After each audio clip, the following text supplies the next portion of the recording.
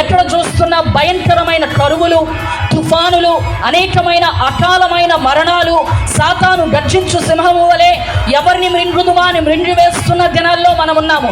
ఇంకను రక్షణ పొందని వ్యక్తివి నీవైతే గనక దేవుని దాసురాలుగా మీకు ఇవ్వవలసిన పిలుపు ఏంటంటే ఇదే రక్షణ దినము. ఇంకా ఏదో భారం ఉందండి నా మీద, ఆ భారము తీరిపోయిన తర్వాత నేను రక్షణ పొందుదాం అనుకుంటున్నావేమో, యేసయ్యే నీ భారము మోస్తానంటున్నాడు.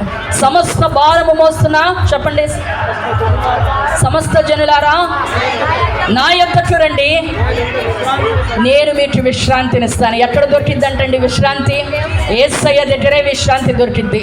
అప్పుల భారం ఉందో, నీ పాపమే ఒక భారంగా ఉందో, ఏ భారాన్ని మోస్తూ ఉన్నావో ఆ భారము యేసయ్య మీద మోసేసి యేసయ్యను మోసే వ్యక్తిగా నువ్వు మారిపోవాలి. దేవునికి స్తోత్రం, హల్లెలూయా. ఆదరణకర్త,